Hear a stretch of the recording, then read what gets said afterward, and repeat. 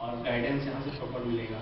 अब सबसे मेन बात आती है कि आदमी सोचता है कि जो हमने फीस दी है वो वसूल होगी कि नहीं होगी, तो वो तो वसूल हो जाएगी, उसमें कोई दिक्कत नहीं है।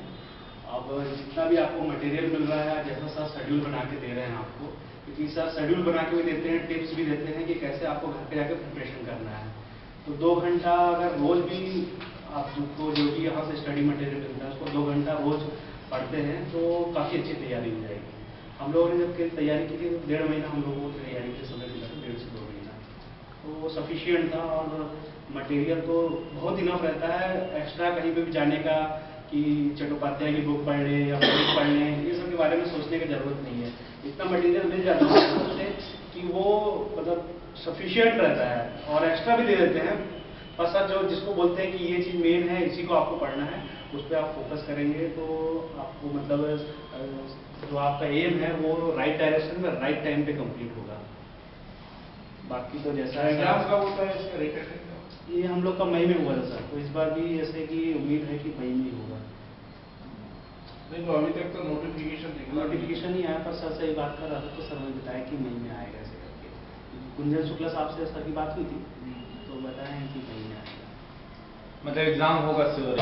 हाँ, क्योंकि यहाँ से अपने को एनओसी तो दे नहीं रहे हैं। जैसे एमपी में अभी निकला था तो हमारे यहाँ से कुछ बंदे थे जो भरने की इच्छुक थे, तो बात की तो बोले कि कंडक्ट होगा एग्जाम एनओसी। अच्छा, मेरा एक क्वेश्चन है कि जैसे लास्ट टाइम आपने प्रिपरेशन किया, तो लास्ट टाइम का पेपर जो आपने अटेंड किया, तो आपको कौन सा ऐसा टॉपिक लगा कि जिसमें आपको कोचिंग का पार्ट कवर नहीं हुआ था?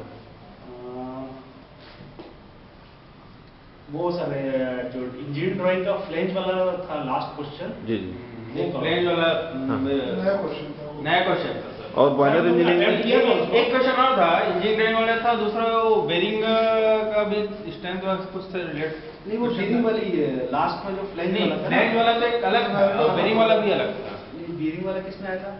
बेरिंग वाला वो उसका है टॉर्शन का वो, हाँ वो कवर है, वो कवर है, स्ट्रेंथ ऑफ मटेरियल का है, स्ट्रेंथ ऑफ मटेरियल।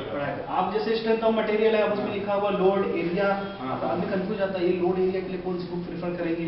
उसके लिए सर एक क्लास कंडक्ट कराते हैं, उसमें वो पूरा सिलेबस कंप्लीट हो जाता है और बहुत अच्छे तरीके से जो सर बोलते हैं कि पढ़ाई करवाते हैं। तो काफी पूरा सिलेबस जो है 5-6 तरह के न्यूमेरिकल्स रहते हैं वो। अच्छा, उसमें कंडक्ट हाँ वो कंडक्ट हो गया था और क्लास भी थी, वो उसी में से आया था, दिक्कत नहीं होती। थोड़ा सा क्या है कि ना तिवारी साहब ने पेपर सेट किया था, तो उन्होंने क्या है घुमाया जा रहा था यूनिट्स को लेकर के कि मतलब आपको जो मेन चीज चाहिए वो दूसरी चीज से निकलेगी। हाँ, दूसरा जो आपको मतलब जैसे उसका क्या पावर निकालना था, तो पावर निकालने के पहले शायद मेरे ख्याल से उसका टी निकालना पड़ता है, ऐसे करके था कुछ। तो वो टी निकालने के लिए आपको क्या है पता होना चाहिए कि J/T है, ऐसे करके फॉर्मूला लगे, तो वो आपको पता होना चाहिए। तो इस तरह से घुमाए थे पेपर पे। अच्छा, न्यूमेरिकल में कोई ऐसा पार्ट था जो आपको लगा कि जो कोचिंग में कवर नहीं हुआ है? न्यूमेरिकल में सर वो पार्ट था एक तो जो अपन ने ये वाला किया था CO2 जिसमें निकालते हैं अपन CO2। हाँ, उसमें लास्ट था कि प्रोजेक्ट कंप्लीट होने में लास्ट का क्वेश्चन सर ध्यान में नहीं आ रहा सर, वो शायद मेरे ख्याल से उसमें था प्रोजेक्ट कंप्लीट होने में आप शेड्यूल कैसे निकालोगे, मतलब कितना टाइम पीरियड लगेगा, वो नहीं निकाल पाया। 4 पार्ट में था उसमें क्वेश्चन का था। तो पहले में तो खैर कितना पैसा लगेगा, कितना अमाउंट लग रहा है, रिसोर्स था, और लास्ट में था प्रोजेक्ट कंप्लीशन में कितना टाइम पीरियड लग रहा है, तो वो टाइम पीरियड नहीं। उस क्वेश्चन को हमने सॉल्व करके इस बार के कोर्स मटेरियल में कवर कर लिया है। हम टाइम टू टाइम, आपको लगता होगा मैं तो साल भर एंगेज रहता हूँ इसमें। डिस्टेंस लर्निंग के थ्रू स्टूडेंट है तो एक से एक माइंड ब्लोइंग वाला क्वेश्चन पूछते रहते हैं। तो वाइवा में ऐसा कोई क्वेश्चन आया जिसको आपको लगा कि आप इंटरव्यू को सेटिस्फाइड नहीं कर पाए? देखिए, अब ऐसा हुआ था कि 10 क्वेश्चन पे इंटरव्यूअर मेरे से बोला था कि नहीं आप गलत बता रहे हैं। एक्चुअली मेरे साथ नहीं हुआ था, सबके साथ ही ऐसा हुआ था जो मतलब वहाँ पे उस रूम में गया था, तो जितने आए थे सबने ऐसे ही बोला था कि मैं जब सामने बैठा तो अंदर में जो था उनसे भी मतलब वो ऐसे ही कर रहे थे। वो शायद हो सकता है परख रहे हो कि आपका कहीं आप कॉन्फिडेंस कैसा है, जवाब दे रहे हैं क्या दे रहे हैं। तो क्योंकि अंदर में भी थे तो सबको ऐसे ही जवाब दे रहा था कि नहीं आपके जवाब सही है ये नहीं। पर जैसे आपने जो भी हमने जैसे ऑपरेशन में जो भी किया है प्रोसेस से रिलेटेड वही क्वेश्चन थे, कुछ अलग क्वेश्चन नहीं थे कि ये क्या है। जो आपने बताया कि हमने इस सिस्टम पे काम किया है, बीसी पे काम किया है, बीएफजी बॉयलर पे काम किया है, डब्ल्यूएचआरबी पे काम किया, उसी से रिलेटेड क्वेश्चन थे, उसी आंसर दिए।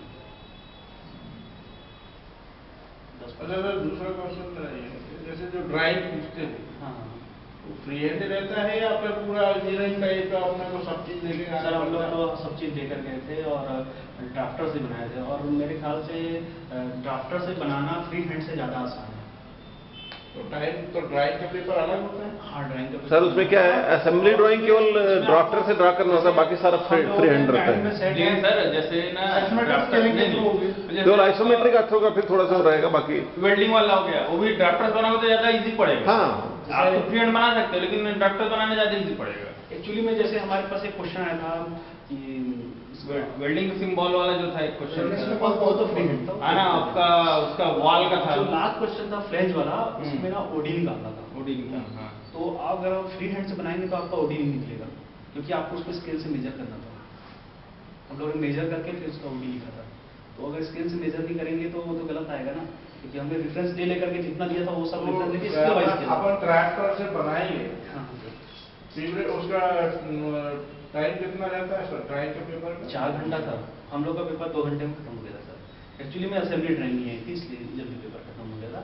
बाकी असेंबली ड्राइंग से भी जल्दी नहीं होती, क्योंकि असेंबली ड्राइंग यहाँ पे वाजपेयी सर बहुत अच्छे से पढ़ाते हैं। मेरे ख्याल से एक क्लास में ही आप लोगों को इतना कॉन्फिडेंस आ जाएगा असेंबली ड्राइंग को लेकर के कि आप उसको मतलब ईजिएस्ट, बस ये है कि आपको उसको प्रैक्टिस करनी पड़ेगी, क्योंकि समझ में तो आ जाएगा वो कैसे कैसे करना है, कैसे असेंबली करनी है, और जो टाइम पीरियड लगता है उसको आपको मैनेज करना है कि आप कितना एफिशिएंटली उसको मैनेज कर लेते हैं। मतलब प्रैक्टिस चाहिए। क्योंकि 4 घंटे का पेपर है, अगर आप असेंबली में 4 घंटा लगा देंगे तो फिर दिक्कत हो जाएगी। तो उसको कैसे मैनेज करना, सर वो भी बताते हैं कैसे मैनेज करना है उसको, शॉर्ट ट्रिक बताएंगे, सब कुछ बताएंगे।